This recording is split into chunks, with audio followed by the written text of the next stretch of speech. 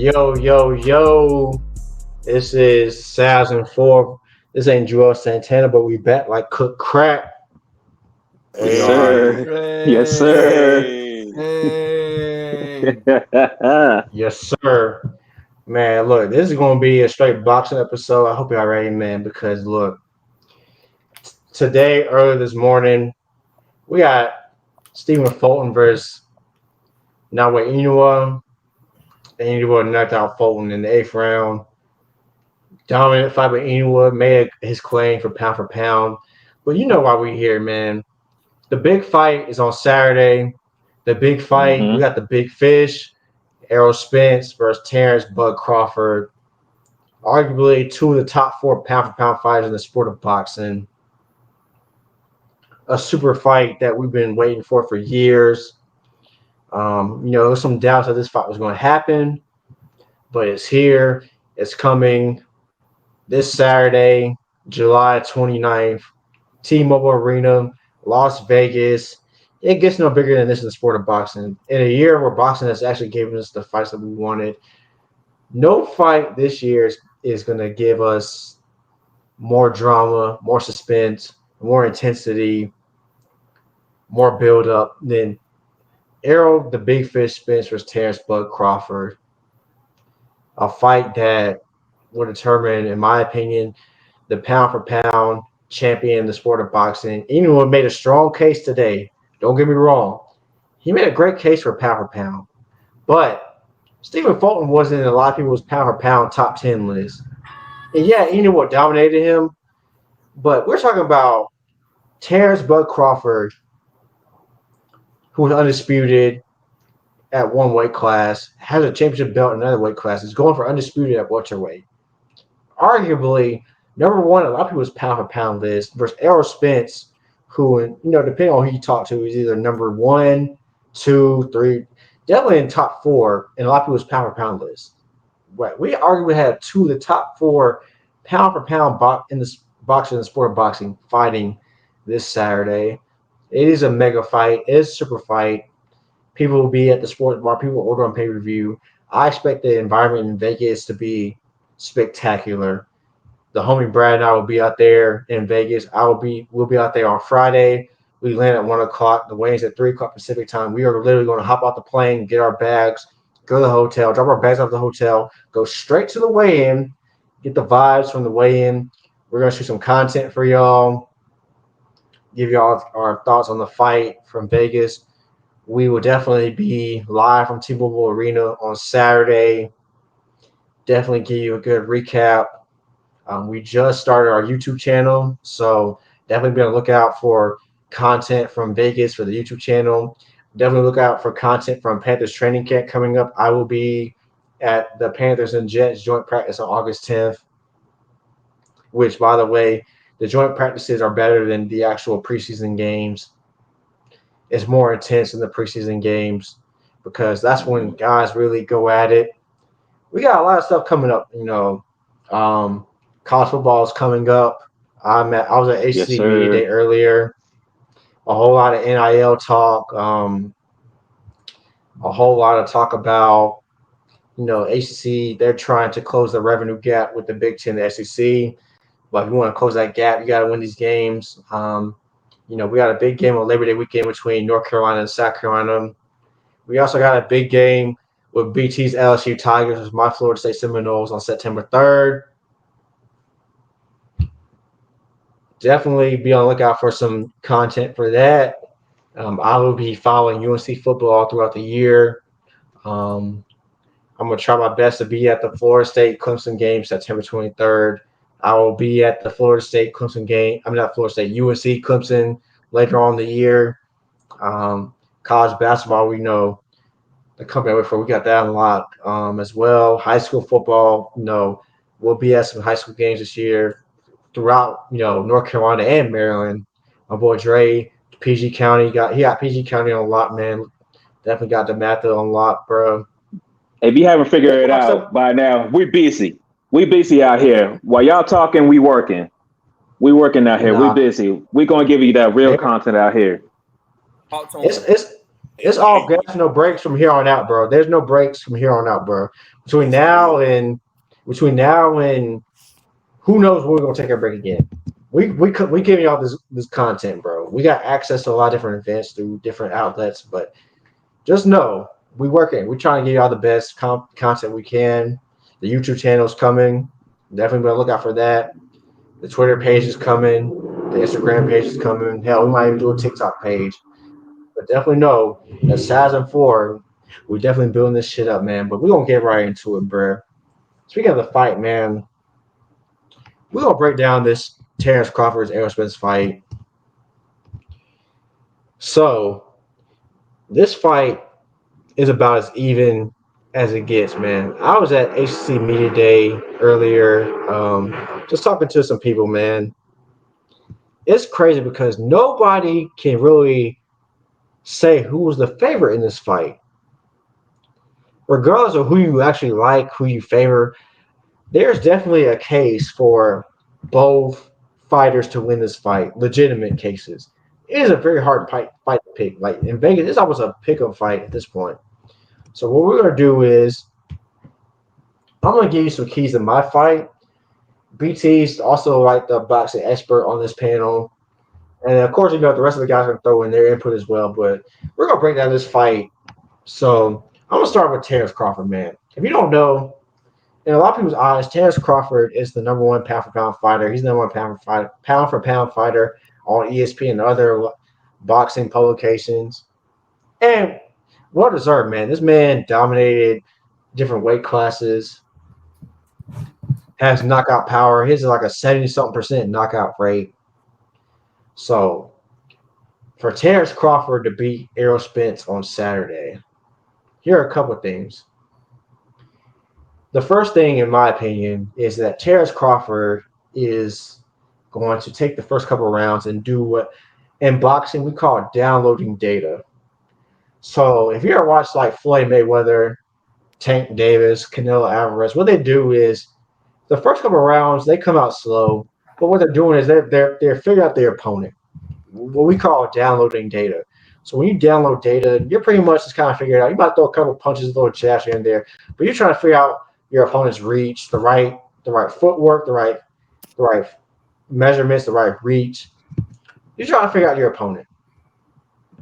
And Terence Crawford does that almost as well as any fighter right now in boxing. Floyd Mayweather did that. If you ever watch a Floyd Mayweather fight, he starts off fights very slowly. But then rounds like 4 through 12 is when he picks it up. Because usually when a fighter downloads data, it takes about 2 or 3 rounds to kind of figure out their opponent. But that's what Crawford does. He's not a quick starter. Now, in my opinion, Crawford might need to start a little bit quicker in this fight because, number one, Errol is a quick starter. So he'll be up on the scorecards early, in my opinion. Number two, even though Crawford signed a 2 or 3 fight deal with PBC, Errol has been with PBC for longer. So anytime that you're talking about promotion groups or whatever, and it comes down to judges, a lot of times whoever's the lead promoter might have the edge with the judges. This is boxing, and I love boxing, but boxing is corrupt as shit. Mm-hmm. We see some ridiculous scorecards lately. In my opinion, even on Saturday, Kambosos did not win that fight on Saturday. If anything, that was a draw.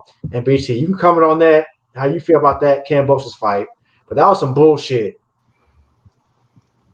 Yeah, that fight, man. The judges robbed old buddy, bro. Kambosos won a couple of rounds, bro, but he didn't win that fight. I think one judge had it 117, 111.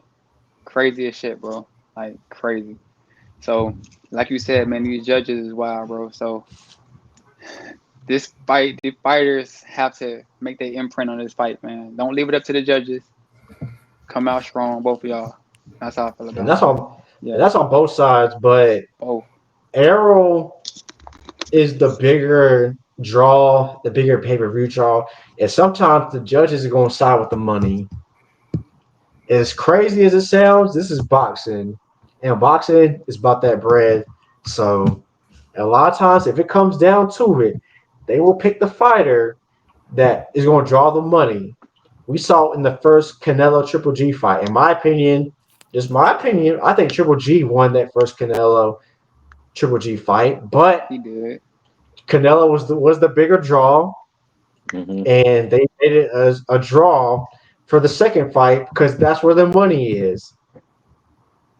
So don't leave it to the judges. So if Never. you're Terence Crawford, you might want to use the first round to get that dead, and maybe the second round, but by the third round, you gotta pick it up because Errol Spence is the bigger draw. He's the bigger pay-per-view draw. He is the A side. There's a lot of talk about who's the A side, who's the B side, and a lot of times it's not about who's actually the better fighter, but who's the bigger draw. My next key is that Crawford has the ability to fight orthodox, but he will switch up his stance and fight southpaw. And that might make Errol just a little bit hesitant when he does switch up his stance because when you study tape, and Errol's going to study his tape, he's going to know that Crawford's going to switch it up, but still, it's a different look when a fighter who is right-handed, who leads with his left hand, and is going to throw the jab with the left hand. All of a sudden, when he switches his stance, and it's a different vantage point. It's a different type of angle you have to adjust for. It might just be enough to throw Errol Spence off enough for Crawford to land his looping hooks and looping uppercuts. That's what Crawford does. The next key, in my opinion, for Crawford is establishing his range. Terence Crawford doesn't like to fight on the inside. And for those who are casuals, I will break it down to you real quick. And BT, you can comment on this as well because you follow boxing very well. A fighter that likes to fight on the inside likes to throw punches very up close, get in your face, apply that pressure. A fighter that likes to establish range uses his jab, likes to counter punch. Crawford is one of the great counter punches in boxing. Crawford likes to let you throw a punch, miss, and throw that hook or throw that straight right or that straight left or uppercut. So Crawford has to establish his range. He has to find the right distance because Crawford doesn't like to be pressured. Even some of the fights we've seen from Terence Crawford, he can fight on the inside, but that's not what he wants to do. He wants to counter punch. Mm-hmm. Counter punch is what Terence Crawford wants to do. We see Floyd Mayweather do it. We see Canelo Alvarez do it. Hell, we even see Gervonta Davis do it. As much as Tank Davis is a power puncher, Tank Davis is a counter puncher as well. Sure. We saw in the Ryan Garcia fight. Ryan Garcia left. Tank Davis step back. Bang. Yeah. Call him. Terence Crawford is the same type of fighter. He likes to counter punch. We saw in his last fight versus Evan Essen, hitting him with a mean little uppercut on the counter. Crawford is a great defensive fighter. He's athletic as hell. Terence Crawford might be the better athlete than Errol Spence. And he likes to throw counter punches. And he likes to fight on the outside. So for those of you who don't know, what we mean by fighting on the outside is Crawford likes to throw hooks and uppercuts. He has power, but he's not going to want to fight on the inside and go to the body like Errol Spence. He wants to counter punch you where you're throwing a punch and you miss and you have to exert energy because if you never boxed before, you don't understand when you miss a punch, it takes a lot of energy when you actually miss a punch. When you land a punch, it doesn't take as much energy to land a punch as it does when you miss. When you miss and you're throwing a punch, you're not only are you exerting a lot of energy, but you're leaving yourself accessible to counter punches. And that's what Crawford likes to do. He likes to throw those looping hooks and looping uppercuts. We've seen it in a lot of his fights before. We saw it in his fight with Sean Porter. Sean Porter likes to press a lot, and Crawford hit him with a little uppercut that stymied him, and then hit him again with some hooks. So that's what Bud Crawford wants to do. As far as Errol Spence, early on, look for Errol Spence to establish his jab. I think the jab is going to be important for both fighters because Errol likes to press, but he's also going to jab a little bit early on because Errol is an active fighter. He wants to establish a high punch rate early. He's going to be active. He's going to download data as well, but he's going to be a little bit more active than Crawford, in my opinion, early on. He's going to establish his jab. Errol is a quick starter, which could get him up on the scorecards early, which might help him later on in the fight when Crawford comes on strong. Because Terence Crawford's the type of fighter where usually by round 3 or 4, he's going to start to turn up a little bit. But if Errol can get those early rounds, it might help him if it actually comes to the judges.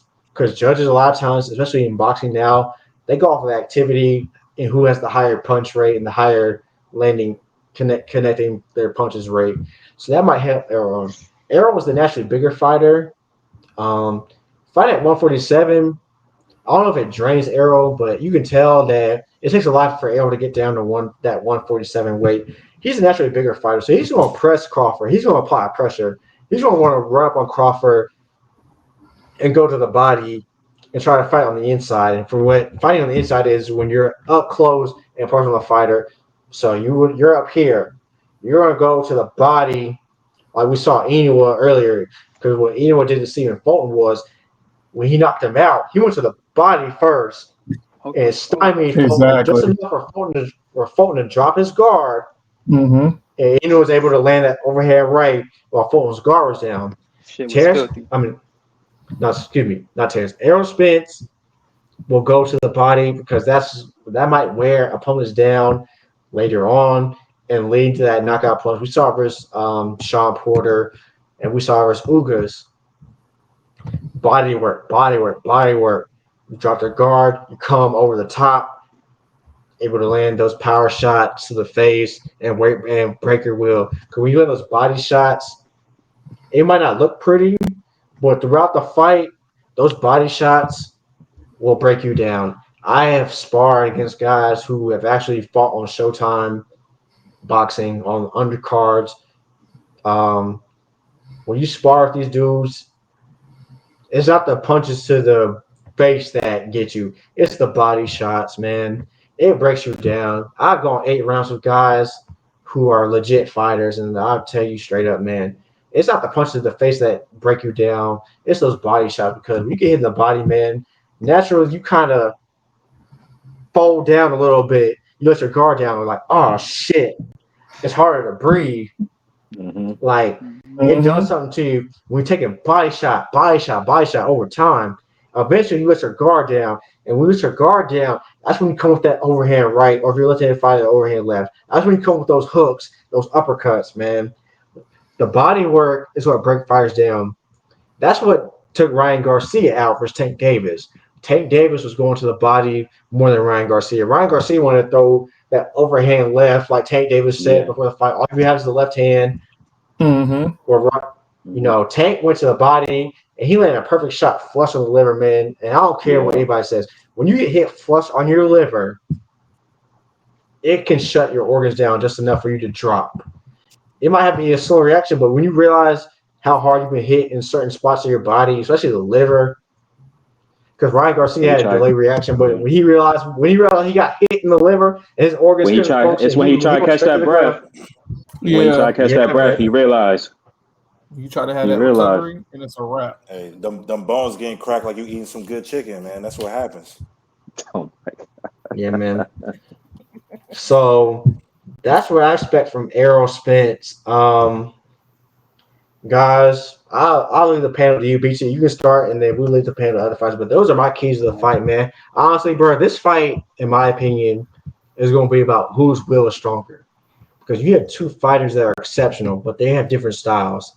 Instead, 2 of the top, in most publications, these are 2 of the top 4 pound for pound fighters in the sport of boxing. Excuse me, y'all. I've had a couple of drinks.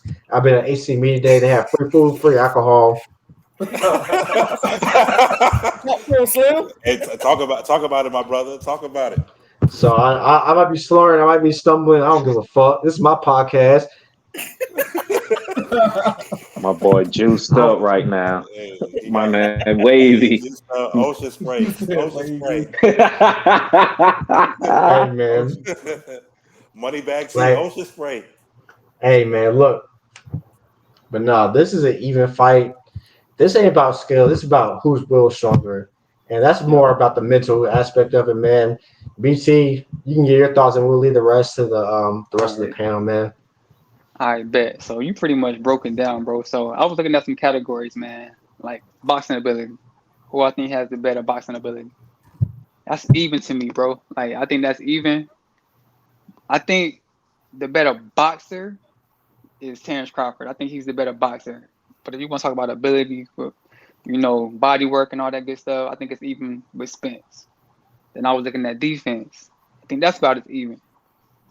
I was looking at punching power. I thought Spence was gonna have it, the punching power, but then I look at Crawford got some power, bro. Yeah, Crawford knockout rate is high, bro. That's all I gotta say. Crawford's knockout rate is high, bro. So I think punching power is even, bro. So this fight is about as even as fight you ever gonna see in your life, bro. So bro, I'm just ready for the fight to happen, bro.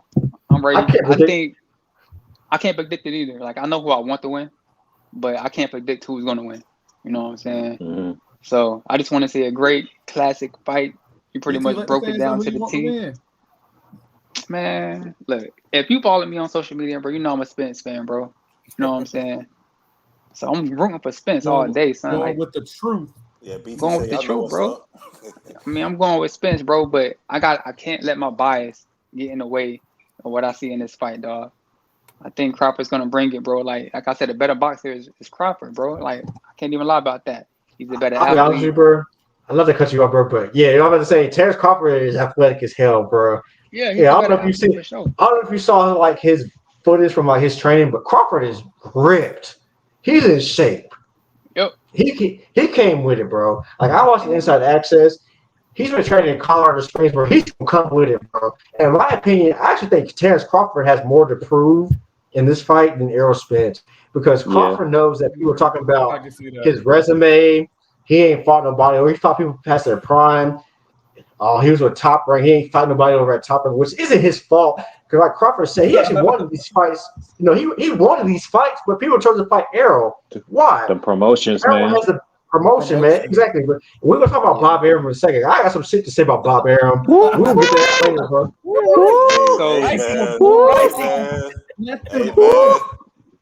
Go ahead with it. You said Crawford got more to prove. I don't know, bro. I think because I've been watching Spence since like 2016, bro.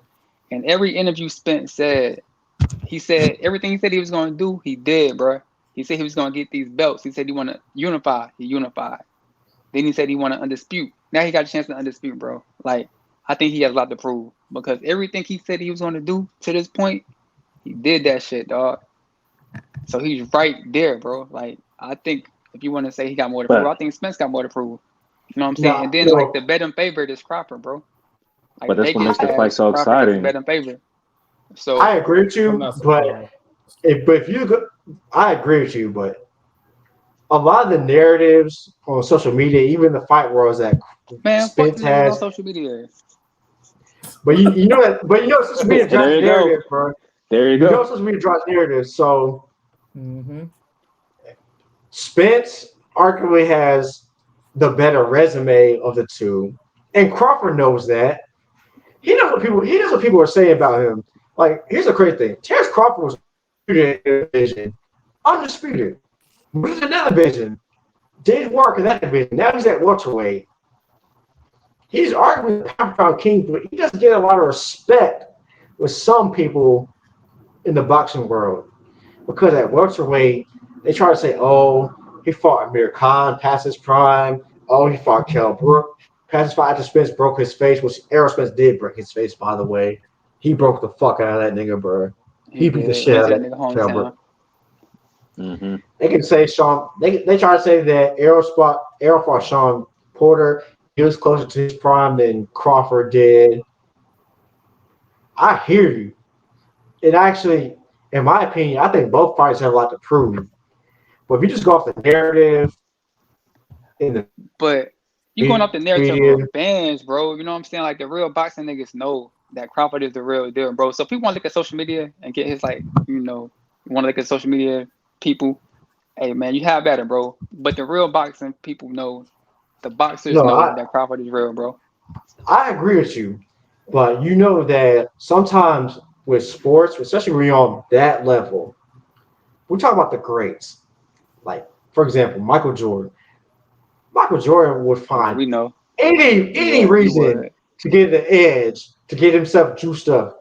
The story about the dude from the Wizards, God, what's his name? LaBradford Smith or something like nigga. that? Oh yeah, bum nigga. Yeah. That's his name. Yeah. That was his name. Bum. Bum. You know what I'm saying? Like, the greats, they find any way they can to get themselves, juiced up. And Crawford might to the noise. his family's active on social media. His sister is active on social media. His sister has been hearing a lot of slander in this fight. That might give him some edge. The fact that Derek James said that Crawford mom's not going to put on her dancing shoes after the fight, that might give him edge. When you're on that level, any little you might use any edge you can to get yourself juiced up, man. And Crawford, people disrespect Crawford. Crawford's a killer, man. I don't give a fuck what none of y'all say. That nigga is nice. He is nice, bro. That's why I said I can't even pick it, bro. Like I said, who I want to win, but I can't even pick it, bro. Like skill wise, bro. Like his skill is up there. I think the question for a lot of people on social media, but whatever, is his will. I think he has a will because the fact of the matter is, this fight is literally going to come down to rounds 10 through 12, in my opinion. Who's in better shape, who has the better chin, and who can eat the punches. Yeah. That's it, man. Like this is the best of the best, man. And but I think it's gonna come down to the body punches too, bro. If Spence get up on the body punches, I was gonna say I'm thinking night, bro. I'm gonna go 2 rounds sooner. I'm gonna go 2 rounds sooner. I think it's gonna be like them 8 through 10. Cause I feel like the first 6, 7, it's gonna be a fill it out type of game, especially the first 3, 4 rounds. But I think 8 through 10, that's where the match is gonna be set, in my opinion, in that fight. When it's going to distance like you said, that. And Spence started off fast, bro. So I think if Spence catch him one good time with the body punch, bro, he gonna have that nigga thinking about that shit. He gonna be like, oh shit, I ain't know we could hit like that. You know what I'm saying? So it's gonna be interesting, bro. But then at the same time, like if Spence throw a punch and then Crawford counter that bitch, yeah. Oh, you know what I'm saying? That's just to jump in. That's my fear for Spence, because I've been watching the boxing videos T been putting in the chat and everything, and we seen some of Spence recent fights. It's like he won some of his fights, but he got a strong chin. That chin be open. That chin be open and wide open. That chin be open. And it's like Crawford is not the dude that I don't think he needs to be having that chin open with too many times that night. I agree. You put himself in harm's way if he does that, because I understand what he's trying to do with his fighting style and everything, and they broke it down, but he been getting caught with that overright. That overright be tearing his shit up. Yeah, the overright be tearing his shit up. So he's got to be. So Spence really got to be careful with that, because Crawford knows that. Crawford's gonna be waiting for that in the fight. He's gonna tee that up. Yeah. See, the thing about Crawford that's dangerous is not only can he throw the overhand right, he can come from the other angle too. Yeah. And see, you can look at film, but until you see it, and when the fighter actually switches up his stance, a lot of times it can make you hesitate just enough to be susceptible to that punch. Yeah. Exactly.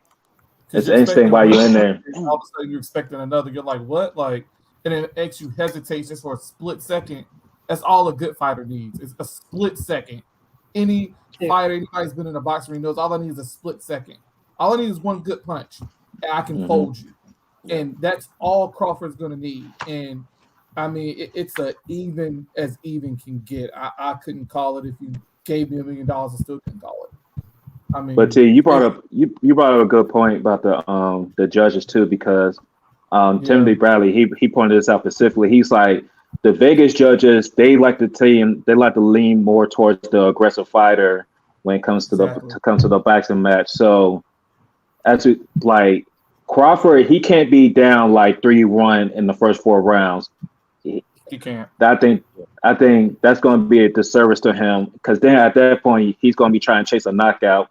And if you're chasing a knockout, most of the time I feel like you setting yourself up for you getting knocked out, because at that point Spence knows what you're trying to do, and he has a good lead hand. Like I said, I've been watching the breakdown. Like Spence has a good lead hand when it comes to his jab. He's the bigger fighter. He's the taller fighter. So he's going to probably start out the fight with like a comfortable range until he wants to go on the inside, work on that body of Crawford and everything. So Crawford being down 3-1, he needs to try to avoid that. If anything, if he can go split 2-2, and start putting pressure back on Spence side, I think that'd be the best case scenario for him. Because, like you said, he likes to download those first few rounds.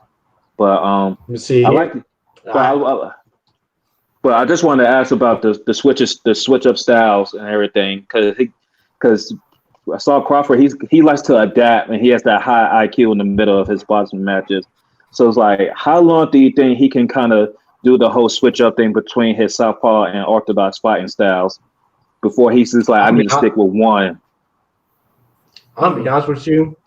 In my opinion, Terence Crawford, in my opinion, from what I've seen, like breaking down the film, in my opinion, he is actually more dangerous in the southpaw stance. Where, okay, so if you're in the southpaw, your left hand is the hand that's back in your power stance.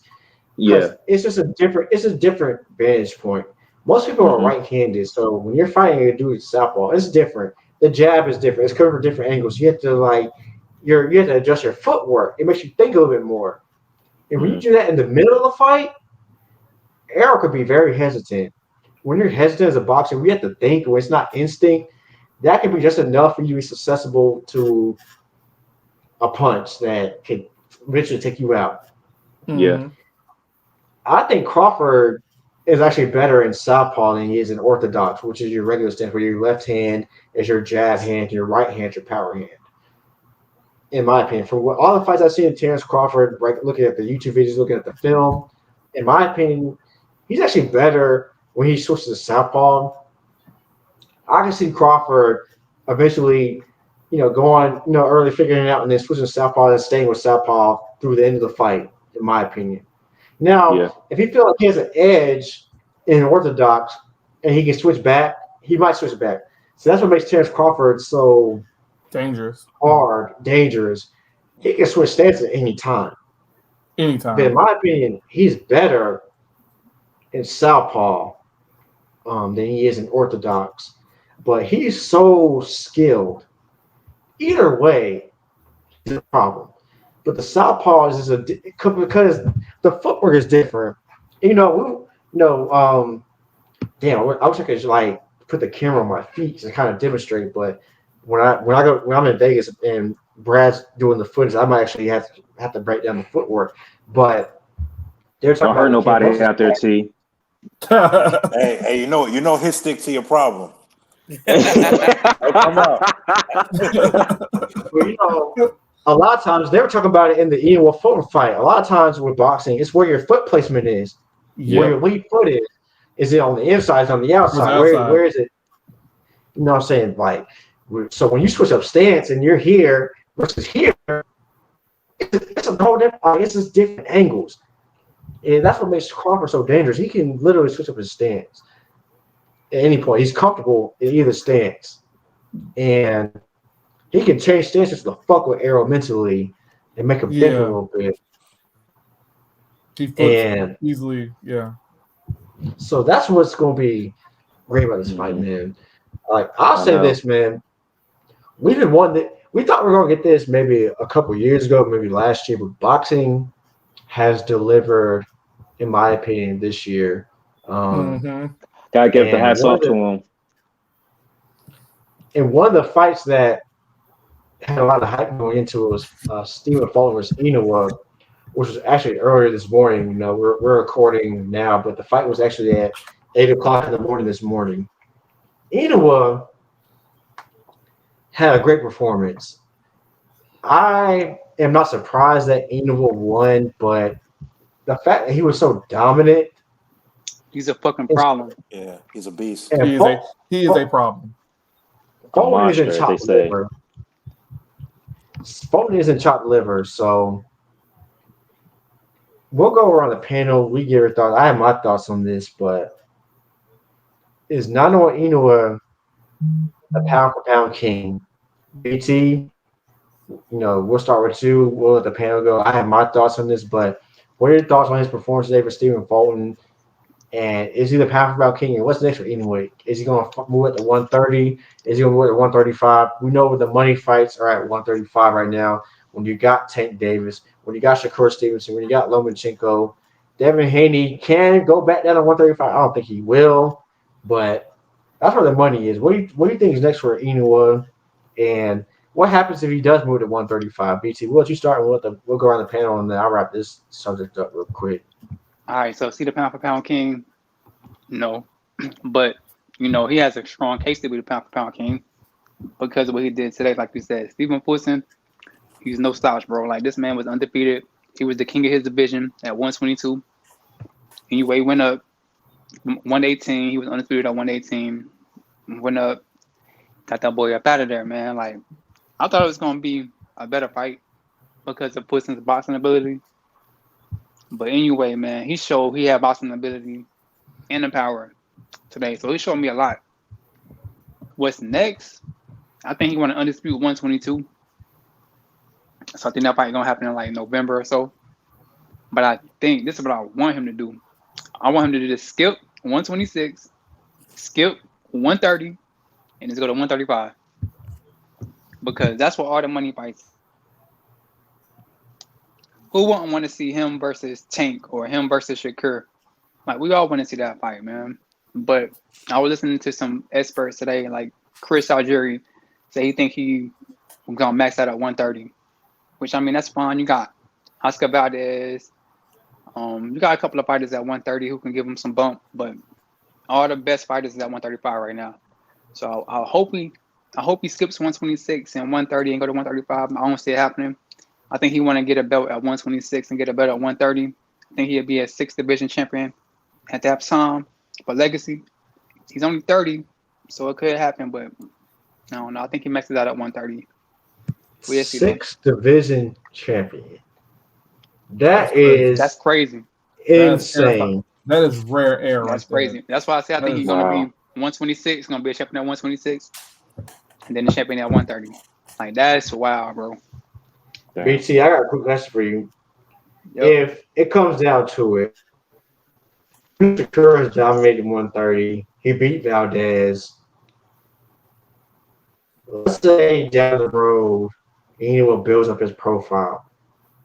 Is it possible for Shakur Stevenson to go back to 130 to fight Inoue, or maybe even at catch weight?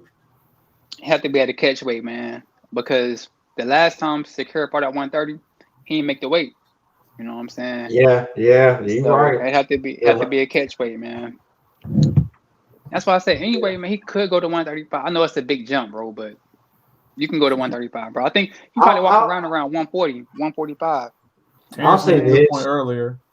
I'll say this, and Brad, we talked about this earlier on the phone, Brad, and you can bring this point up, but we have seen some fighters jump a lot of weight classes, like Canelo Alvarez, for example. Mm-hmm. He was at 147. Mm-hmm. He moved up to 174 belts at 175. Eventually, he lost to ball, but he won belts at 175. That's a 30-pound jump. That's insane. And I'm gonna bring up Canelo later for another subject, so stay tuned for that. Because there's some narratives in boxing that I'm sick of, and we're gonna get to that later. I'm sick of some of these bullshit narratives, but we have seen fighters be able to make that leap. My question is, a fighter that's usually that small at 122 to go up to 135, do you think that might actually drain Inoue to go up to 135? So let me ask you this: what Pacquiao started out? What he started out with? Pacquiao was like what 118 too. I think he was. He fought at 147. True. So it can happen, bro. It can happen. It can definitely happen. If he want to do it, he can do it. And we're gonna bring up Manny Pacquiao later too. Stay tuned, y'all. Stay tuned. Pacquiao, what, like a 5 division, 6 division champion? So yeah, he had to jump up the weight classes too, man. He fought Floyd at 147. Yeah. Mm-hmm. It can happen, bro. He only going up 13 pounds from 122 to 135. Yeah. So, it's not a bigger jump as you think, but nope. Inoue looks like because like my thing is there are some fighters who look like they should be in divisions that are up in class, but they cut the weight to get down to there. Like look at Devin Haney, look at Ryan Garcia when he fought Tank, look at hell, look at Spence when he be dropping the weight to get down to 147. Yeah, exactly. Errol Spence is Yeah. one I think of. And there's some fighters who look like they should be at the weight that they're at. Like you look at them and you're like, okay, I can't see them moving up because or being bigger. It might take a lot out of them to go to that way. They're gonna have to eat a shit ton of food, change up their training style. Yeah. Well, I see Inoue. I just don't know if I see a guy that is naturally built to be at that 135 weight. Not saying that Bro, he can't do it, but yeah. But look like at his body, bro. He cut up, bro. Like the you know, man is he is cut, cut. bro. He is cut up. I think he can do it, bro. But Like yeah, you can fellas. tell you work out, bro. Yeah, Oh definitely. yeah. Fellas, y'all can hop in, man. What do y'all think, man? What do y'all think of the Inoue Fulton fight? What do y'all think about pound for pound? A lot of people are ready to crown Inoue number one, pound for pound. In my opinion, I'll say this, and I'll let y'all, chime in real quick. Y'all had Terence Crawford. A lot of people have Terence Crawford number one pound for pound. He's fighting Errol Spence, who a lot of people have number three, number four, at worst number 5 pound for pound. Let's see what actually happens on Saturday for we crown a pound for pound king. Let's say Terence Crawford dominates Errol Spence, which I don't think is going to happen. I think it's going to be close, but who knows? Boxing is one of the things we just don't know. If he dominates Errol Spence on Saturday, he has to be the number one pound for pound. If Errol Spence dominates Terence Crawford, like I said, these are two top 5 fighters. And no disrespect to Stephen Fulton, but Stephen Fulton wasn't in a lot of people's top 10 pound for pound. He was the top of his class. He fought a fighter who was just on another level. And by the way, shout out to Stephen Fulton for going to Japan, number one, for going in the fire, going across the world, going to Inoue's trap and fighting him and taking the risk, knowing that he actually was the two belt champ. Yep. And going to somebody else's trap to fight. So before we even get all that, I want to give Stephen Fulton his flowers because not a lot of fighters are doing that, traveling halfway across the world, completely different time zone to fight a guy like that. You know what I'm saying? Who some people had number 2 pound for pound, some people might have had number 1 pound for pound, whatever. So shout out to Fulton. Guys, what do y'all think, man? I'll just say this quickly about the Fulton Inoue fight. So from the replay of watching how it went down, well, I'll just say for one, Cool Boy looked like a stress boy because the way he was taking shots on the chin and the body shots and the combinations that Inoue was giving him, it was just complete domination. Even like after the first like 4 rounds, it was easily like 4-0, like right, like even like starting off. So just complete domination and T, like you were saying, it's respect to Fulton for going all the way out to Japan, going all the way to someone else's country to fight. It's kind of like a road game, like you play on the road, you get smacked. I mean, it's whatever. So I feel like he'll Fulton will bounce back from this, but as far as Inoue being like the pound for pound king, I don't think so. Not quite. At least not yet. So, but respect to both fighters though.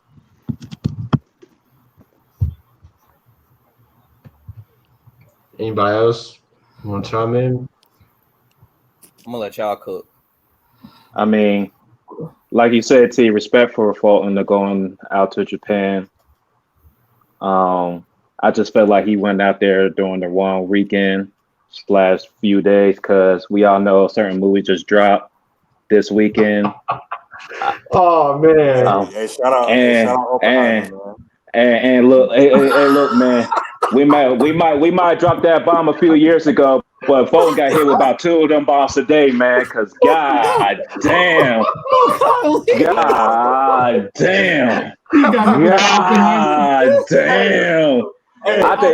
think Inoue took that shit personal to me, y'all. I don't know. It's like did they the scheduling was not in this man's favor because golly. Like somebody in the back pushed that button and Inoue came in and unleashed on that motherfucker right there, boy. I'm like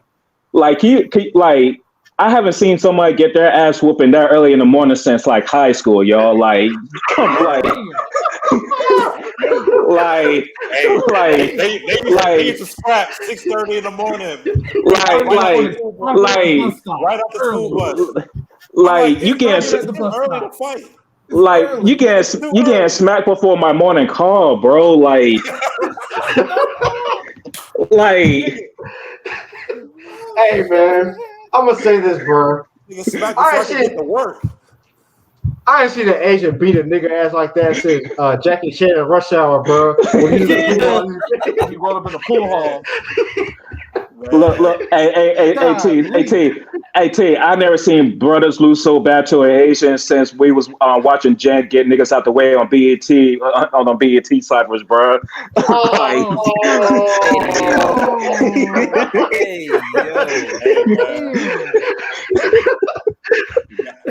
Hey, Jen was knocking them out on BET Fridays, dog.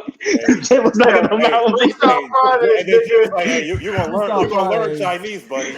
You gonna learn Chinese." Hey, yo. After this, y'all gonna be Chinese, nigga.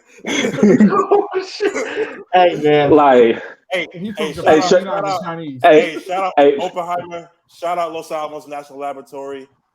All right, that's part of the JOB. I just want to shout them out real quick. I ain't seen the movie yet, but shout out to them. You saw the movie, Dave. We talking about it right now. It's just reverse. It's just reverse. Hey, you know, we in the post credit scene right now, bro. We're in the post credits right now. Years later, they waited years later. We in it. Hey man, golly, bro. God, love. Hey, bro, but nah, for on some real shit, bro. You know what's crazy, bro? And now we're about to get into some agendas and shit, bro. Because I actually got. You know what's crazy, bro? I love agendas. Japanese fans show more respect than fans back at home, bro.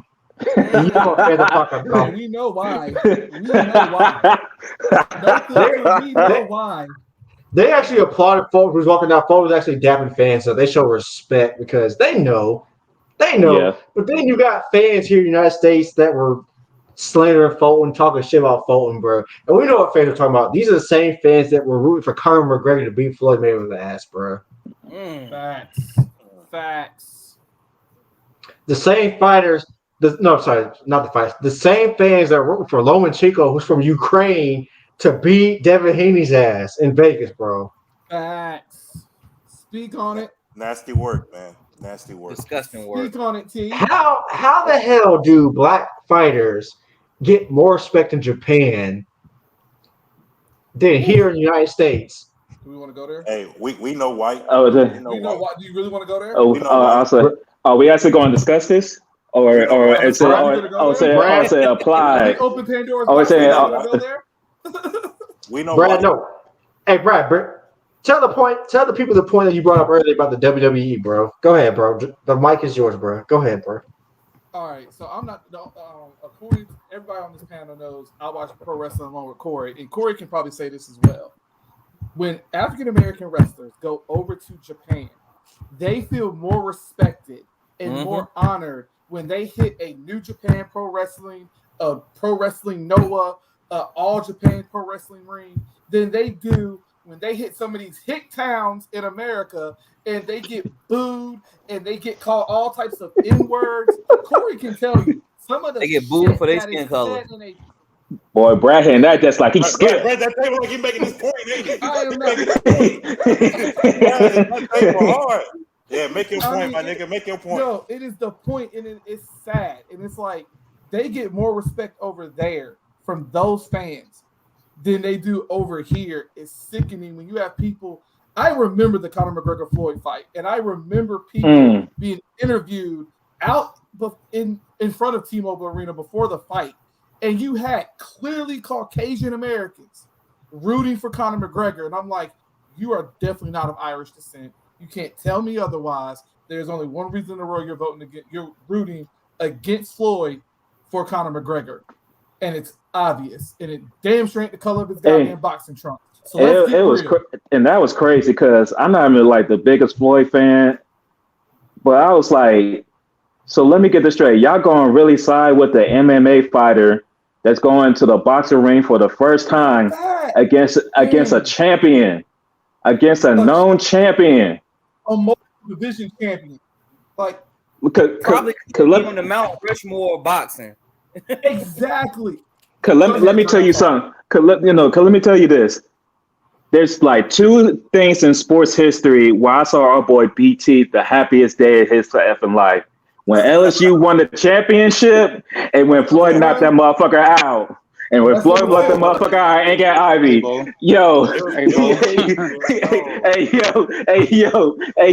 yo. BT was like, yeah. Hey, BT was over and got Ivy like, yeah. What's that shit y'all talking about? Hey, bro, they're pissing me off, bro. You know what I'm saying? They're pissing me off, man. BT, I can't stop apologizing to you, man. I wasn't familiar with your game back then, man. I'm Yo. sorry.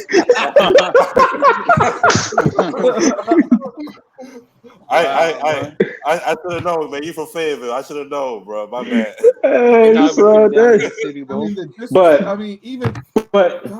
But we seen that across all sports. Let's not forget there were people that was rooting against the USA basketball team, but we don't got to take it there. Oh man! We don't got to take it there.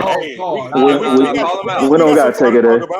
We don't got to talk. We don't got to. I mean, I just thought it was crazy. Like it's like the Luka agenda was just out of this world. Like, damn. Niggas were for Slovenia because of Kevin Durant, because they felt like they thought they LeBron agenda, bro. That was some disgusting work. Nick Wright, you should be ashamed of yourself, bro. Yeah, exactly. Go ahead. Everybody go point to Fools and Suckers 1, man, because that's where it all started.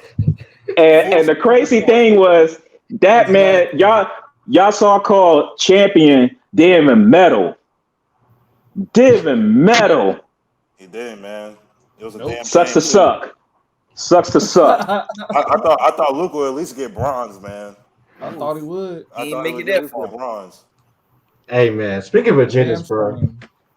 So I was at AC Media Day. We was just talking boxing, My boy Royal, I've done the podcast with him. I've been working for years, but shout out my boy Royal, man. If you're shout out to my boy. Shout out to Royal. We got to this Floyd Mayweather debate, man. So, because we're talking about boxing, and Floyd Mayweather is the sport of boxing in the 2010s, whatever, man. So there was this whole debate about Floyd not having a signature fight except for Ricky Hatton, man. Let's get this out the way right now, bro. What? Yeah. BT, I gotta stop eating for this. BT, put the plate down. Put the plate down. Yeah. I want your ears up. Ears up, BT. Ears up. Somebody brought up that Floyd. And he said Ricky Hatton. That's why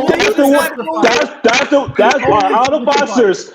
That's the one he chose. Out of everybody, okay. Hold on. Time out. He said that's the only signature fight in his prime. He fought Ricky Hatton in his prime. Now, let's get this out the way right now. For all the talk that Floyd fought Canelo Alvarez young, let's get this out the way right now. If you go back to 2013, there are actually people in the boxing world that have said that they were actually scared for Floyd Mayweather's chin when he fought Canelo back in 2013. That was actual narrative. Yep. I've been following the sport of boxing a long time. That's actually a narrative. Yep. There are people who were scared for Floyd Mayweather when he fought Canelo Alvarez. But it's funny how those same people will discredit Floyd to Canelo Alvarez was young. He wasn't ready. He was young. He wasn't his prime. Right. The same people were talking about Canelo tapping Floyd's chin. They were scared for Floyd Mayweather's chin. You can't have it both ways, man. Hey, see, it's like Cam said. You can't play the victim now. Don't play the victim now. Exactly. Thank you. This goes to a bigger problem in media. This is why I brought Floyd Mayweather up, because Floyd Mayweather is such a hot topic in this media in general. Polarizing figure, bro. This is why I brought up the whole Floyd point. It's crazy how people move goalposts to fit their agenda.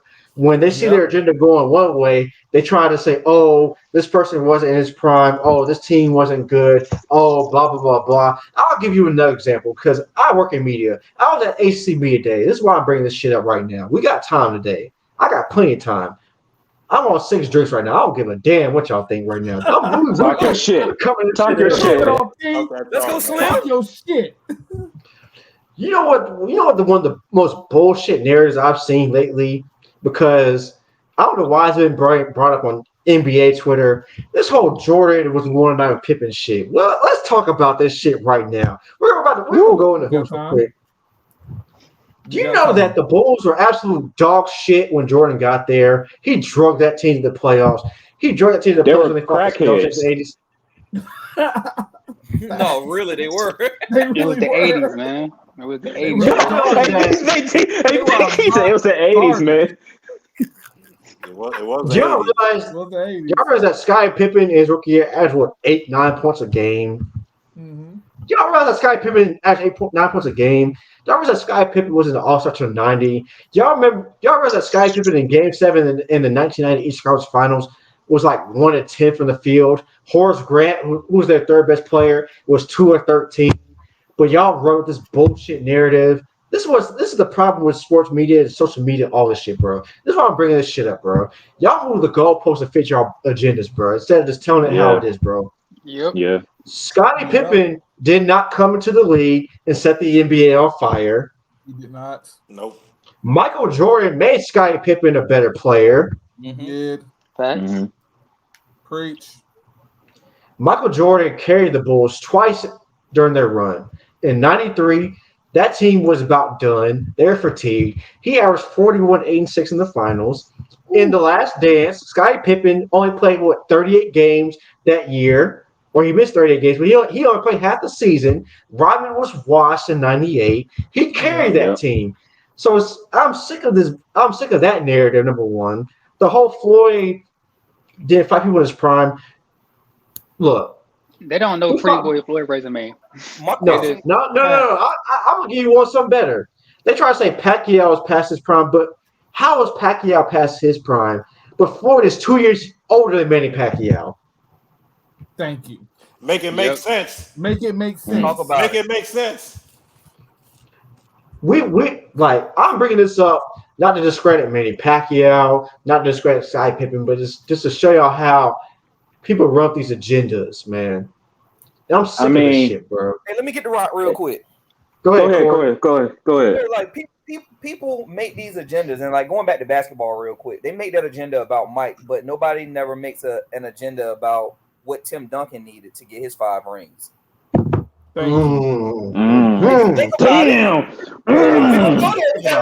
this. Nobody talks about how like you had the Admiral right there for the first.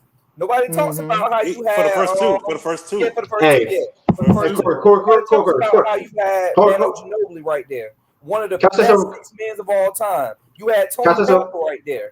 Can I say something, Corey? Can I say something real quick? Go and ahead. I'm gonna let you cook. Do y'all realize that David Robinson was an MVP in 95? Y'all realize he was a top 5 player in the NBA for a long period of time. He carried the Spurs for a long period. Do y'all realize how good David Robinson was, man?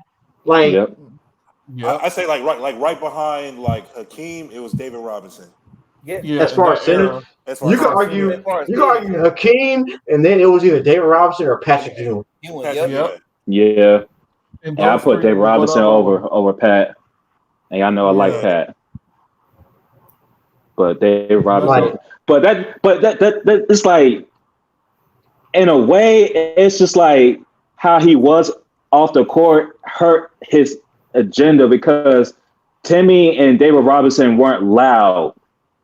So that kind of hurt them when people talk about their legacies, because people kind of forget about them because all they did was just go out and play ball and then went home. Like there was no there wasn't no quote unquote flair to the game. They just got the job done. They was both like really just big fundamental big man players. But to Corey made a good point. Like Duncan just fell into a good situation, and they just like they got a lot of people around him. Like who knows if Doc Rivers don't tricked off him going to Orlando, how Tim Duncan's career really would have panned out. So like True. it's like it's certain things put in perspective. But we're going past this, going back to Corey, man. We're gonna let him cook. Yeah, Yeah, go ahead. no, My like I was fault, saying, Corey. like literally everybody that he had around him. I'm not gonna say he had a whole bunch of Hall of Famers, but he had some of the best role players in the history of the NBA on that roster, on those rosters in a sense. He had a coach that is literally a Mount Rushmore coach right there coaching him his entire career. So it's like we can't sit here and pick and choose who we want to say is great because of this and who is great because of that. But it goes back to those casuals who watch the sport. If you're a casual and you watching the sport, you're gonna feed into the BS that you hear from the media or that you hear from someone else that's talking. All they do is watch First Take. Exactly. Yeah, undisputed. And Skip Bayless. Bitch ass. Hey, I'm sorry. hey, y'all want to know something? Y'all want to know something though? We've got more airtime than Skip Bayless bitch ass in the last month. God damn. Whoa. Hey, Come on, That- Fargo. Skip can even catch Skip strays been on on this TV. show. When the last time Skip Skip been on can even TV? catch strays. I don't even Like care. June something? Nigga, we've been doing this shit for the last 3 months. Nigga, like we on, got more Fargo. airtime than this motherfucker. Talk When the your last shit, time bro. you seen Undisputed on TV? Skip should have been a bigger Heat fan. June something. Should have been They a bigger can't even Heat fan. find a co-host. You know what I'm saying? The last time you saw Undisputed on TV was when Jimmy Butler passed the ball to Caldwell Pope or whatever to turn the ball. That's the last time. The last time you saw Skip Bayless. The last time you saw Skip, he was interrupting Shannon's going away speech. That's the last time you saw his ass. Come on, man. Woo. We do this shit here. They can't even find Carry nobody to on. want to sit across from Yeah, him. bro. But T, can I say something to go back to your point about Pacquiao? Because I was a huge Pacquiao fan, and in a sense, I used to think like that. But then you gotta use common sense. If Pacquiao, you can say wherever Pacquiao was in his career at that point when he fought Mayweather. But what hurts that man's agenda is Pacquiao kept fighting and kept winning against fighters that were way younger than him. Because he was supposed to lose to Broner. He lost to Bradley, then he came back and had to smack Bradley again because they shitted him out of that card. And then they hold him in Australia. And then they hold him in Australia. Then he came back. And then he came back and won again. And people remember, wasn't Spence supposed to fight Pacquiao until he got his eye hurt? Yes. So how are you a wise fighter when they have to set you up against Spence? And Spence didn't fight him because of an injury, so he had to fight Ugas, and then we know what happened after that shit. So like that's what hurts him narrative when about fighting Pacquiao, the whole Pacquiao. He should have just chose another fighter. Like this is crazy, bro, because niggas hate Floyd, bro. It's crazy, bro. But it's not about boxing. But it's not about boxing, though.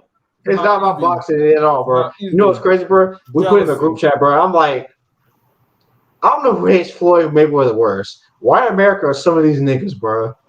It's a tie. It's really some of these niggas. I mean, the only reason you would hate Floyd is you can't really hit that nigga. You can't hit that. That's the reason I would hate him. That's it. I'm like, I hate Floyd because I can't hit this nigga. That's why I would hate him. Well, we know Mexicans hate Floyd. We know Mexicans hate Floyd for sure. Cinco de Mayo. Look at you after you missed 3 times and just shake his head like, nope, you didn't hit me. Nope. I've literally seen him just shake his head at people in the middle of a match and say, no, you did not hit me. Like, no, it's like, we bring it up as far as boxing and just media in general, bro. It's crazy how people move the goalposts to fit certain agendas, bro. And like the sport of boxing, unfortunately, to build star power, it's agenda based, bro. You could hate Floyd all you want, but that man, for better or worse, has changed the sport of boxing as far as promotion, as far as fighters, enabling fighters. That's why Terence Crawford had to get away from Top Rank. Had to. Yeah. And Bob Arum, let me say something real quick, because like I said, we can go all day. Bob Arum, yeah, go ahead. You are a parasite, bro. Let me tell you why. It's crazy how all of a sudden you see the Top Rank Twitter page and ESPN, Dick Ride, Inoue. But before this fight, They were promoting Inoue like that. Now all of a sudden you hear all this pound for pound number one agenda shit, bro. Where was this before, bro? Nowhere to be found. All of a sudden, Top Rank wants to Top, promote Inoue. top stank. I'm gonna keep it real with you. If it wasn't for you and BT, I thought Inoue was just another anime. I'm gonna keep it high with y'all. Come on. So I looked at the top. I looked at the Always. pound for pound rankings, and I was like, "Who's this skinny Japanese dude that's on the top 10?" Like, I had no clue who this nigga was. I was like, "Okay, he undefeated, but who the fuck has he beat?" I mean, I just found about dude last week. Being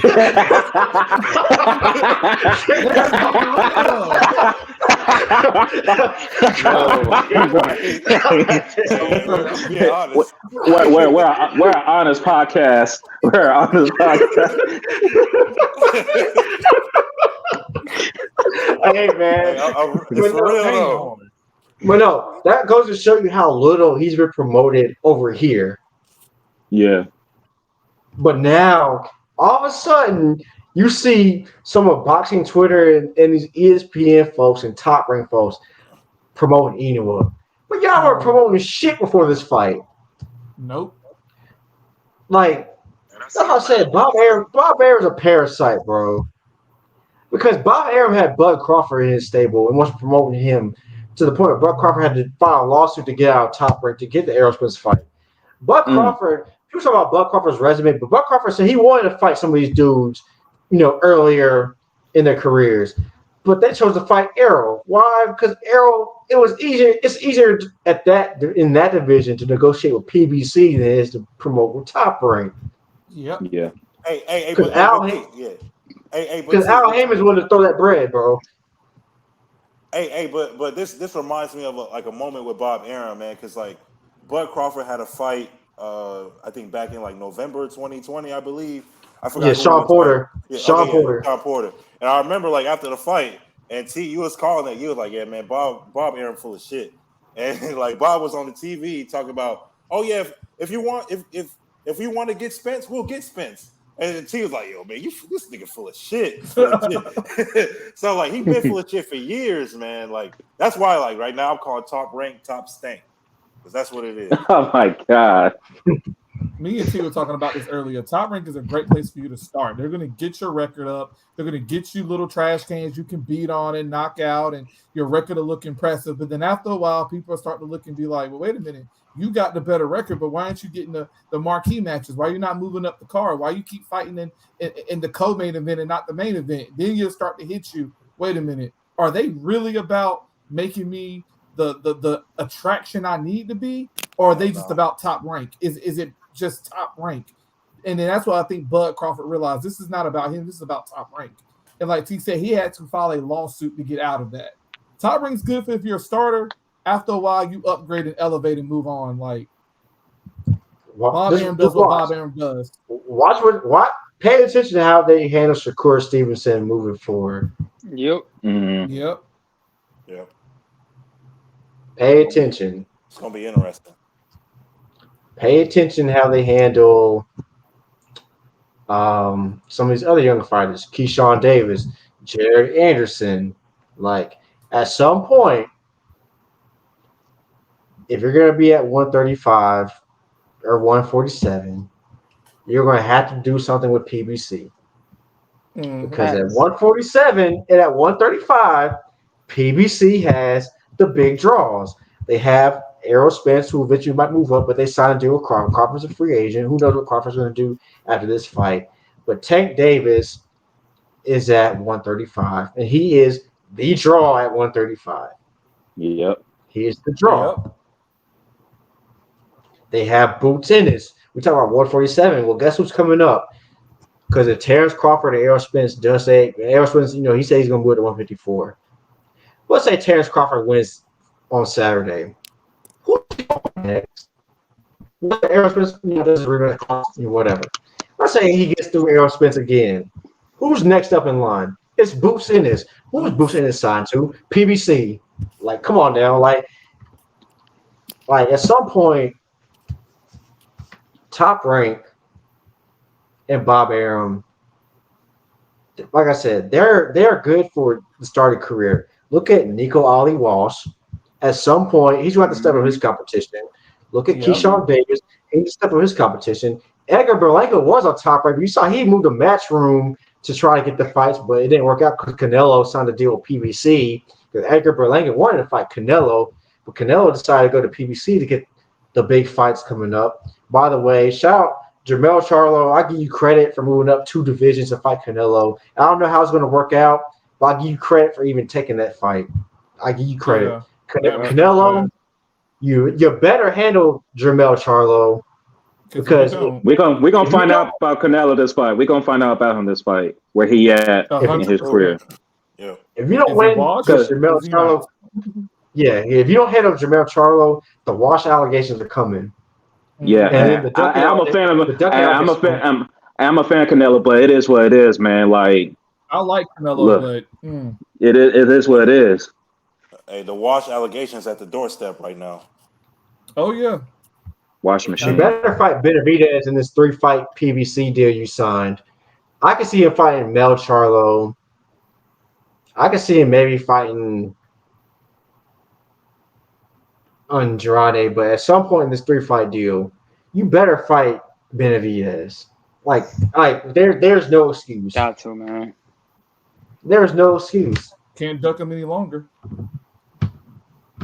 You can say what you want, but PBC has the biggest fights this year. Man. They gave us Garcia versus Davis. They gave us Spence versus Crawford. I mean, we got Canelo They're giving us on the way. Canelo Charlo. Yep. Mm-hmm. It's a great year for boxing. The only thing that's missing from boxing this year is the heavyweight division. What the hell is going on at heavyweight? Tyson Fury wants to fight an MMA fighter, but doesn't want to fight Usyk, man. Like, what is going on? Because he knows Usyk could knock his ass out. We losing recipes in the heavyweight, Yeah. and they still fat. He don't want none with that Ukrainian dude. He does not want none with that dude. He don't Talking want about that splits. WWE like last year. And I'm sitting here like Devin Haney. I understand you know Ed Drake should go to 135, man. But let's be real, bro. For all this talk that Shakur's ducking Haney, I'm sick of this shit, bro. We gonna dispel all the narratives tonight, bro. There's Like, the footage of people- Shakur. Like, did they not watch the end of that Haney fight when Shakur was standing in the middle of the fucking ring? He was like, I don't think he won that fight. I beat his ass. But he's scared? Haney Like- that nigga in the ring. Hey, Like- man, first off, if you send me a bottle in the club talking about Sign sign the it, Sign the sign it, contract. nigga, I'll sign your face with my fist. Fuck all that. That's why I said we throwing hands out there. I don't give a fuck. Like, nah, He man, said- you You ain't a about to do that taco shit. fool and a note? Nah, nigga, we You gotta ain't about to fight. do that shit. We gotta fight In right front now. of the youngins? Ooh, boy. Nah, I said, you here's know, the Costos Lewis sent to you with a note. Nah, nigga, we gotta fight. We gotta throw Nah, hands after here's that. the truth. And BT, you can co-sign this, bro. People who follow boxing know that Haney and Shakur sparred for a long time. Shakur is whooping his ass in the sparring sessions, bro. Yeah, it's a known fact. It's a Shakur, known that's why fact, man. this whole 75-25 split thing is bogus, bro. It's just it's a narrative that Haney's camp is trying to send out. But it's bogus, bro. Haney don't want to fight that, man. At least give my man 70-30 or something, bro. 60-40, dang. 25%. 25%. Dang. A quarter. Now, as far as 140, Haney will fight Pro Regis. Regis didn't look that great in his last fight. Haney will probably beat him. He'll fight Tio next. That's going to do some numbers because Tio's going to That's promote gonna the do some hell out of the numbers, fight. They do some numbers. Tio gonna talk that shit, bro. Because he already felt type of he already felt away about Haney because Haney beat Kambosos twice, and you know Kambosos beat Haney. I mean, not beat Haney, he beat Tio. B-Lo, Sorry. BTO. Yeah. So you know he feels the type of way. He talked about the whole top right was trying to promote black fighters or Latin fighters, which is bogus because Bob Arum doesn't give a damn about his black fighters. Whatever, man. If that's how you feel, bro, he's already shown the hell of this fight, bro. Tio is promoting the hell of this fight already, bro. He knows what's coming down the pipe, bro. Yeah. So I can definitely see that at 140. Yeah, I definitely want to see that. I wouldn't mind Yeah. seeing that. And like I said, like you said before, man, Devin 135 is running this man, bro. Like, so if you ain't gonna fight Do you- Shakur Tank, let's go ahead and move Yo, up, bro. T and BT, what's the big next money fight? Like, what's the big next big dream money fight that y'all want to see? I'll tell you this right now. For For me, me, Tank and Shakur, easy. Yeah, exactly, bro. yeah, Yeah. yeah, yeah, That's the next, yeah. next big fish. That's the next one. That's got to be That's the what next I one. want to see. I'll say this: Shakur, boxing wise, is superior. But Tank But has Tank got one that hit power, quitter. That one punch, bro, that can get you up out of here. Yeah. All it takes is one punch, bro. That's And it. people sleep on Tank's boxing ability. But if you actually watched the Garcia fight, Tank's defense was exceptional. Yeah. It was a thing of beauty. Garcia has hand speed. I don't know if he has a power, but yeah, he throws the left. When you saw Garcia throw a left, Tank step back. Garcia threw another left, Tank step back again, and slipped it, and bam, knocked his ass down the round two. What'd you say to earlier? Downloading data. All it took was And that third time. Like you could keep going to the well. Okay. The crazy thing is, at their initial press conference, Tex says, "What are you going to do when I take away your left?" He knew what Garcia was going to do. That's crazy. Now, I wouldn't mind seeing Ryan Garcia at 140 maybe fight Devin Haney or Pro Grice or some of the other dudes at 140. Riley Rivero. Or even Tio. Yes, Bro, don't even put Ryan him in Garcia. there. Don't even put him in there. No, because Riley has a belt. How I don't fucking know, but he has a belt. But he what? He has a belt. Yeah, he has a belt. What? Bro. They gave him a belt. What has happened? What I missed? Where was I at? We gotta rewind that, homie. We gotta rewind that. We gotta rewind that, homie. That was a bullet. I missed all of that. I missed that shit was baffling to me too, man. I'm like, hold up. Wait a minute. Last fight, bro. That was a bogus stoppage, bro. Like that was trash. Hey, Dre got that. Oh my god. Something fishy. Like, hold up. Like, it's a lot of niggas that's getting their ass whipped with belts out here, man. I'm trying to understand what's going on in the sport of boxing. Hey, I'm trying to understand. I'm like Kevin Hart. I'm like Kevin Hart, bro. It's like, what's going on? What's happening? Like, what is this? Rolly? We're not talking about watches, Rolly. We talking about the guy that thinks he's a boxer, Rolly. He had. Oh wow. Okay. Wow. Yes, he has a belt. 140, dog. Wow. At 140. Wow. Well, fuck it. I got a belt then. Fuck it. I got a belt. I got a winning record. I got a belt. We all getting belts out here then. I got my belt. I don't care what class you got to put me in. I got a belt for that shit then too. Fuck it. If he got a belt. I got a belt every time I step out the crib.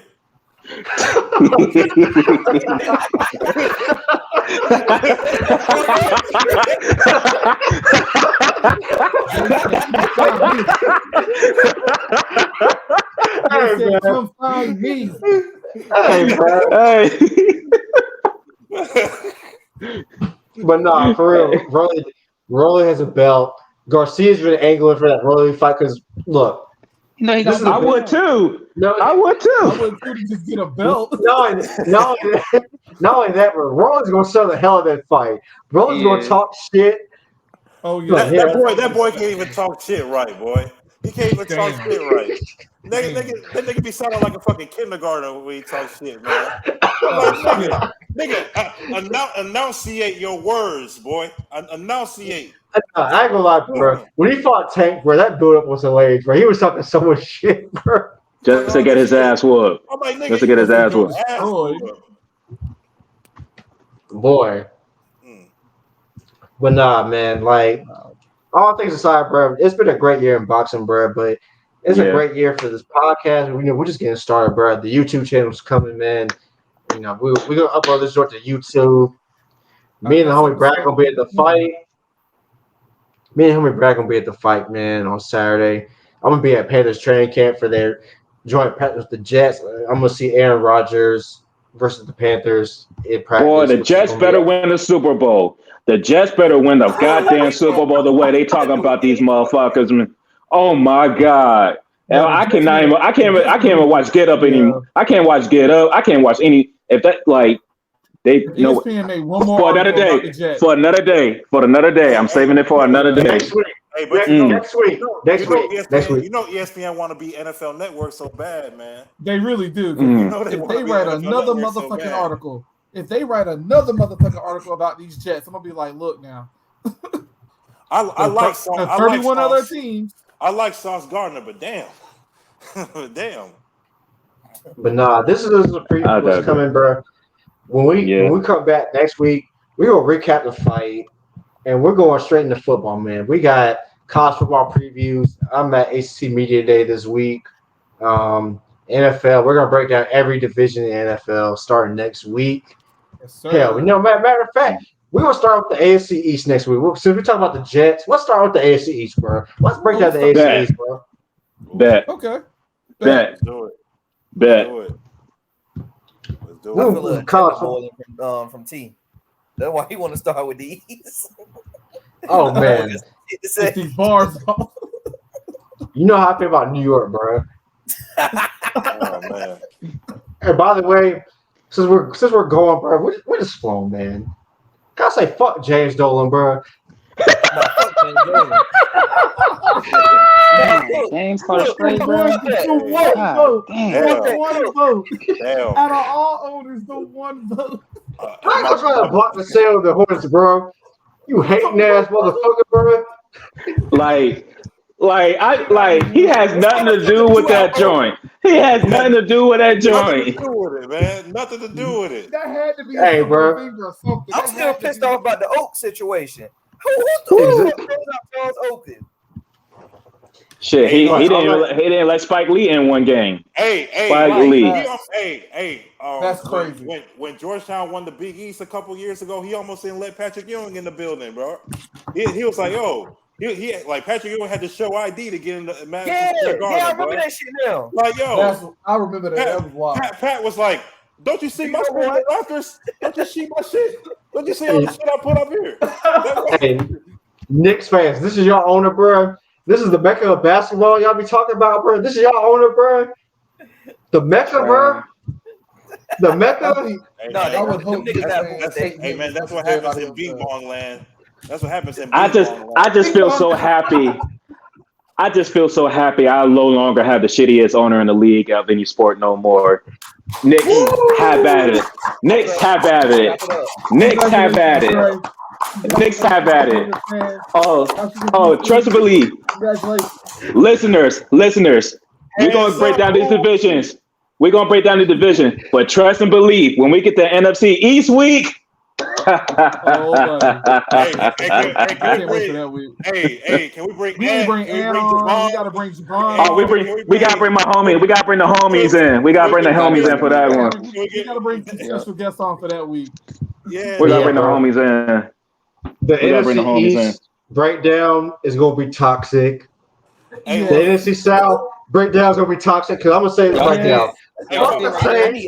Fuck the Falcons. Fuck it. The whole fucking football season is gonna be toxic as fuck. The whole football season, nigga. I hope y'all ready for some toxic ass shit because it's fuck the New Orleans Saints. Fuck them fans that were talking to Cam Newton. Y'all's over on that fence talking all this shit about. Go ahead, Dave. I know.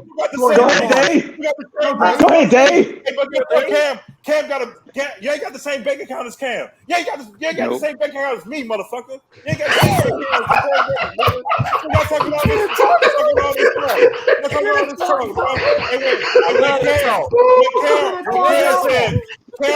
Cam said, we have gone off the rail. We are no longer here. All the bitch asses make sense. He's a Saints fan. Oh God. Oh God. Oh God. Oh God. The Saints will brag to you about their ring in 09. They had to buy that shit. They had to bounty hunt that shit. Bounty hunt. Oh, when the Saints lose, I have some shit on here. I have some shit for you niggas. I have some shit. You bitch ass, gumbo, jambalaya, Creole ass niggas. You voodoo ass niggas. I have a whole lot of shit for y'all this season.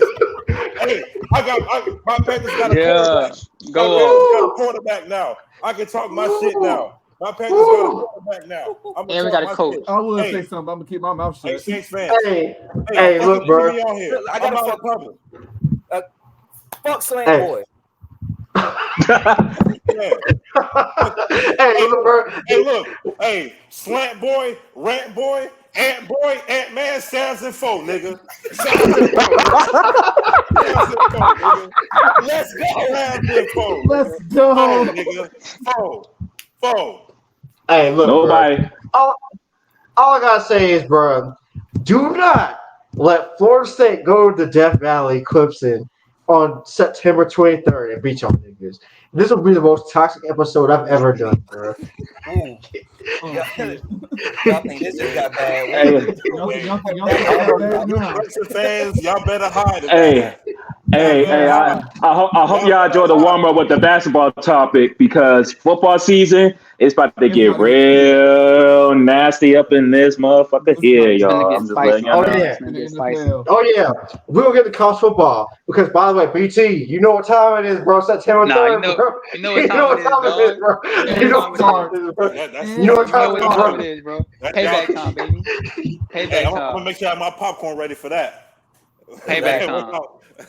No, but on some real, though, we're going to do something different when it comes time for this week one college football preview. BT is going to give us his reason why FSU is going to win. I'm going to give you a reason why LSU is going to win. And then the trash talk will commence Yeah, after but- that. Oh, for Y'all sure. better, y'all better men than me. I like that. I like Y'all that. better men than me.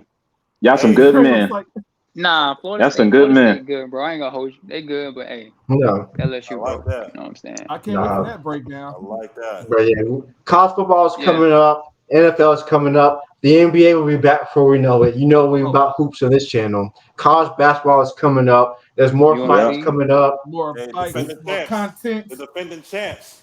The defending champs are back. Are Respect. coming back. Respect. High school football is coming up. We will definitely have some high school football content. High school basketball is coming up. We are in the hoop state. Dre's in the hoop county, the PG county. It's in the We water. hoop niggas. So yeah, I'm definitely hitting some niggas. games up in Greensboro for real, for real. I definitely So got to hit some hoop games up. We got a lot coming up, y'all. So definitely stay tuned in. The YouTube channel's coming. Like I said, social media page is coming. Twitter, Instagram, TikTok. We about to have this content all over the place. Like I said, we'll be at NFL training camps. We'll be at the games. We'll be at the Hornets games. We'll be at college basketball, high school. My man Dre's got PG County on a lot. My man International Days all over the country, bro. He'll be at he'll be in Oracle or He not gonna be in Oracle, but somebody the Chase arena. He gonna be somebody arena. Somebody arena. You know, I'm gonna be NBA, MLB. I go anywhere. All bro. over the place. I go anywhere. And if Matter of fact, man, Fuck baseball. October's Baseball's so trash right now. hey, playoff. And I like baseball. Playoff baseball is where it's Playoff at, though. baseball. Well, we're not in Playoff October baseball. yet. We're not there. We're not in September, October yet. So fuck that shit right now. I don't even want to think about that right now. I But know yeah, you don't. man. I BT, know. the Yankees. What's Damn. going on with the Yankees? Hey, we ain't got time we, for we, that. we We can ain't have a got whole time to talk baseball. about that right now. We can do a whole baseball episode one day. I'll let y'all have the floor, bro, on that one, bro. But definitely stay tuned, bro. I'll We let got a Corey lot cook on of the Yankees. Because we got a it pisses lot me of off. About to we got a lot of Ohtani, stuff that's coming. still happening. Got a lot of stuff coming down the pipe, bro. Like NFL training camp has started. Yeah, my boss Vastar is at Panthers camp, man. Definitely get y'all insight on what's going on with that. It things are gonna pick up, man. So we're gonna crank out these episodes every week, bro. Starting next week, recap the big fight, NFL training camp previews, division previews. What's gonna happen? We'll kick it off with the hottest division right now, football. That's the AFC East next week. And hell, if you want to, we can do the NFC East as well.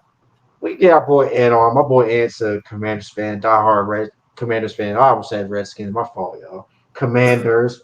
Yeah, you gotta be Um, politically correct these days. Don't get canceled, see. Don't get us canceled. My fault. My bad. Commanders. My fault, y'all. We could do both divisions in the East because those are some divisions that's hot topics right now. Javon Each week on we'll here, just Eagles fan. oh yeah, we gonna have Commanders fans. Eagles fans. Hell, I might find a Cowboys fan and slander Nah, the leave fuck them out of niggas. them. Like, come Nah, on. leave them niggas off my. Leave my niggas off my pod. Fuck them. Leave the niggas where they lie. Damn. Fuck them. But just know that this podcast is growing. We got some stuff cooked up for y'all. We appreciate y'all listening in. I know this was a long episode, but there's a lot of shit we had to get off, bro. We had a lot of shit to get off because we weren't on last week because we saved a lot of content for this week leading up to the big fight. We will recap the big fight and then straight into football. We might throw some Yes, FIBA sir. and basketball as well. So we'll definitely have plenty of content coming up. Don't forget, man, NBA training camp's coming soon. So we're definitely having the hoops as well. Whole lot of So shit. definitely Whole lot of Hey, stuff. stay tuned, man. Hey, Safe, hey, T. safe travels, But T. Safe hey, travels, T. Brad. Before we end, can I say one thing real quick? Praise Sure. out to Bronny and the James family. We all know what happened with man. Bronny Yeah. recently. Yeah, So, keep the James family in your prayers. Look, don't ask no questions. Let them have their privacy. Just praise up to the Bronny and his Just praise, family, man. and Yeah. hopefully we just get to see Bronny just be Bronny soon, man. Prayers up to the young lad, man. Praise up, bigs up to that. Yes, Prayers sir. up, Praise prayers up. up to From the Savs and Four, Praise James up, praise family. up. man. Praise From up. all of us at Savs and Four, prayers up to the Yes. James family. Yeah, Prayers to the James family, bro. And that's a wrap. yeah. Safe travels, Brad and T. Enjoy Vegas, Safe man. travels, Go man. Yes, catch y'all We sir. need later. that content for God, sure. God bless.